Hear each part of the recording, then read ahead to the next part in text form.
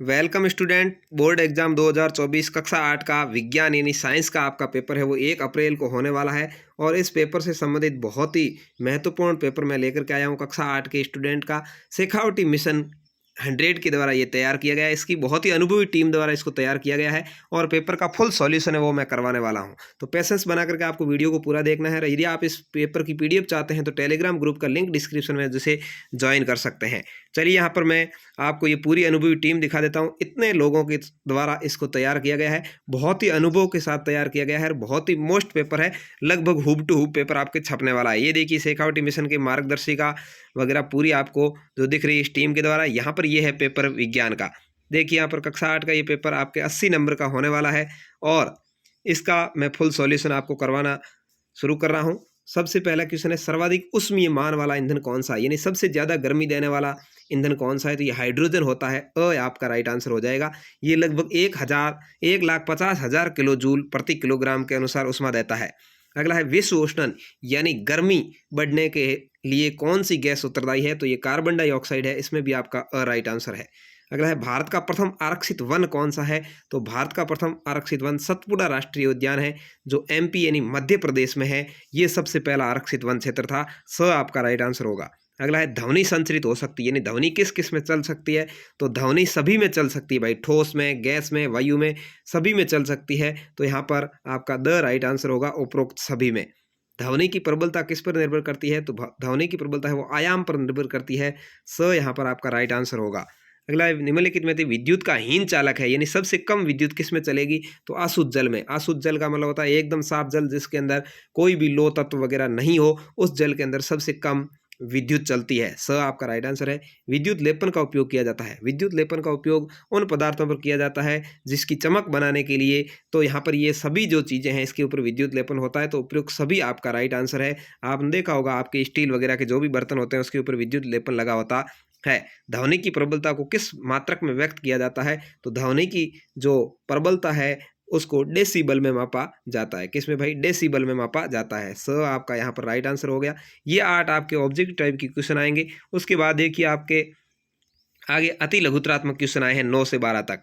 Nitrogen स्त्रीकरण हेतु उत्तरदायी सूक्ष्म जीव का नाम लिखिए जो फलीदार पौधों की जड़ों की ग्रंथिकाओं में पाए जाते हैं। आपको पता है, आपने देखा होगा कि फसल होती है वो एक ही जैसी फसल एक खेत में अच्छे से नहीं होती है, तो बार बार फसलें बदली जाती है और कई फलीदार फसलें लगाई जाती है जिससे कि नाइट्रोजन की मात्रा बढ़ती है।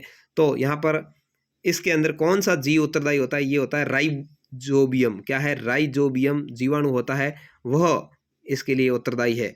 ठीक है, राइजोबियम जीवाणु, ये आपको लिखना है। राइजोबियम जीवाणु है वो नाइट्रोजन को बढ़ाने के लिए उत्तरदायी है। जीवाणु और विषाणु से होने वाले दो दो रोगों के नाम लिखने हैं।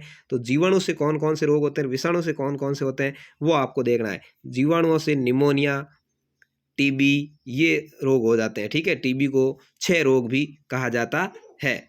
और विषाणु से होने वाले रोगों में पोलिया है, हेजा है, टाइफाइड है, ये रोग होते हैं। ठीक है, पोलिया, हेजा, दो आपको कोई भी लिखने हैं। तो पोलिया है, हेजा है, टाइफाइड है, ये सभी रोग है जो विषाणु से होते हैं। विश्व के प्रथम तेल कुआं अथवा भारत में प्रथम स्थान जहां तेल का पता चला, नाम लिखना है। तो विश्व का प्रथम तेल का कुआं था वह पेनिसिल्वेनिया नाम था। क्या था भाई, पेनसिल्वेनिया। ये अमेरिका के अंदर पता चला था। पेनसिल्वेनिया ये अमेरिका के अंदर पता चला था। और 1859 में सबसे पहले 1859 के अंदर पेनिसिल्वेनिया के अंदर ये तेल कुएं का पता चला। भारत के पहले तेल कुएं का नाम है वो है डिगबई। क्या है भाई, डिगबई है, डिगबोई, जो असम में है। ठीक है, और इसका पता 1867 में चला था, यानी अमेरिका के लगभग 7-8 साल बाद में भारत में तेल कुएं की खोज हुई थी। डिगबोई तेल कुआं है असम राज्य में। अगला है, सर्पी घर्षण स्थितिक घर्षण और लोटनिक घर्षण के घटते क्रम में व्यवस्थित कीजिए, यानी सबसे ज़्यादा घर्षण होता है उसको पहले नंबर पर रखना है और बाकी वालों को उससे नीचे। तो सबसे पहले आपके स्थितिक घर्षण आएगा 1 नंबर पर, और उसके बाद में 2 नंबर पर आएगा सर्पी घर्षण और 3 नंबर पर आएगा लोटनिक घर्षण। ठीक है, तो ये यहाँ पर इस तीनों को क्रम से आपको लिख देना। पहले नंबर पर स्थितिक घर्षण, फिर सर्पी घर्षण, फिर लोटनिक घर्षण। अगला है क्वेश्चन, मिलान करना है खरपतवारनाशी। तो यहाँ पर खरपतवारनाशी होती है वो 2 और 4D ऐसी है। आधुनिक सिंचाई विधियां, यानी वर्तमान में जो सिंचाई विधियां चल रही है वो छिड़काव तंत्र है, ड्रिप तंत्र है, ये है। सिंचाई की पारंपरिक तरीके, यानी पहले सिंचाई कैसे होती थी, तो मोट, ढेकली, रहट और चैन आदि से होती थी। और कृषि के औजार है वो हल, कुदाली, कल्टीवेटर है। इस तरह से मिलाएंगे तो आपको 4 नंबर आराम से मिल जाएंगे। अगला है खाद्य परिरक्षण किसे कहते हैं? विभिन्न खाद्य परिरक्षण के उपयोग लिखिए। खाद्य परिरक्षण का अर्थ होता है जो खाने की चीज़ों को सुरक्षित रखने वाले, जैसे तेल है तो ये अचार वगैरह को सुरक्षित रखने के काम में आते हैं, ये आपको लिखना है। 15 है निम्नलिखित कथनों के सामने सत्य और असत्य लिखना है। कोक कार्बन का शुद्ध रूप है जो औद्योगिक निर्माण में उपयोग किया जाता है। बिल्कुल ही बात क्या है? सत्य है। क्या है भाई? इसके अंदर आपका सत्य हो जाएगा। अगला है आजकल पक्की सड़कों के निर्माण में कोल तार के स्थान पर डीजल का प्रयोग किया जाता है। ये बात असत्य है, डीजल से कभी भी सड़कें नहीं बनती, ठीक है। दूसरे में असत्य हो गया। पैराफिन मोम का उपयोग मरहम, मोमबत्ती, वैसलीन आदि में किया जाता है। ये बात बिल्कुल ही सत्य है, ठीक है। तीसरे में सत्य है। बिटुमिन का उपयोग पेंट, सड़क निर्माण आदि में किया जाता है। बिल्कुल सत्य है। तो यहाँ पर एक दूसरे में असत्य है, बाकी तीनों के अंदर ही सत्य सत्य हो जाएगा, ठीक है। तो यहाँ पर सत्य, यहाँ पर असत्य, फिर सत्य और सत्य। इससे आगे है ज्वलन ताप किसे कहते हैं? ईंधन की दक्षता को समझाने उसका मात्रक लिखना है। निम्न का आशय स्पष्ट करना है। 18वां क्वेश्चन है, यहाँ पर रिक्त स्थानों की पूर्ति उचित शब्दों द्वारा करनी है।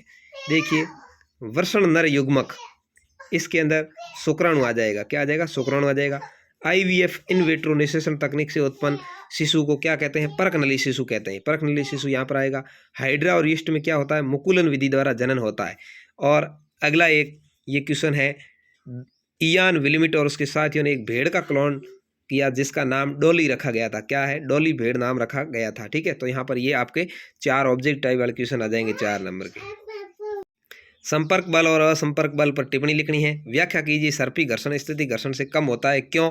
निम्नलिखित पर संक्षिप्त टिप्पणियां लिखनी है। विद्युत लेपन प्रक्रिया उपयोग, विद्युत लेपन दर्शाते सरल परिपथ का नामांकित चित्र, मानव नेत्र यानी मनुष्य की आंख का नामांकित चित्र बनाना है और उसकी संरचना लिखनी है। सड़क पर चलते समय क्या क्या सावधानी रखनी चाहिए, ये लिखना है। मानव नर जननांग और मादा जननांग को सचित्र समझाना है, या सर्वे और असर्वे ध्वनियों की व्याख्या करनी है। ये 3 चीजें दी हुई है, आपको 3 में से कोई 2 का उत्तर लिखना होगा। 8 नंबर का क्वेश्चन आएगा। और अथवा में भी है, वाहन चलाते समय क्या सावधानी रखनी चाहिए? मुकुलन द्वारा द्विखंडन विधि या शोर और संगीत पर संक्षिप्त टिप्पणी, इनमें से कोई 2 कर सकते हैं। आप जो भी चाहें कर सकते हैं, 3 में से कोई 2 करने। अगला है 24वां, यहाँ पर भी ये 2 क्वेश्चन आए हुए हैं और अथवा में भी 2 है। आप चाहें तो ये 2 कर सकते हैं या ये 2 कर सकते हैं। 8 नंबर का ये क्वेश्चन आएगा। और 25वां क्वेश्चन तड़ित झंझा वाला और परावर्तन वाला, ये भी 4 यानी 8 नंबर के हैं, और या ये 8 नंबर के, दोनों में से कोई एक करना है। तो इस तरह से ये आपका साइंस का पेपर है वो आने वाला है। एक और पेपर भी मिशन ज्ञान का है, ये भी मैं आपको अगले वीडियो में हल करवा दूंगा, तो आप वो वीडियो भी जरूर देख लें। उसमें से ये आपको संपूर्ण पेपर है वो मिलने वाला है। तो वीडियो आपको अच्छा लगा लाइक शेयर करें, चैनल को सब्सक्राइब जरूर कर लें, और टेलीग्राम ग्रुप ज्वाइन करके आप ये PDF प्राप्त कर सकते हैं। धन्यवाद। जय हिंद, वंदे मातरम।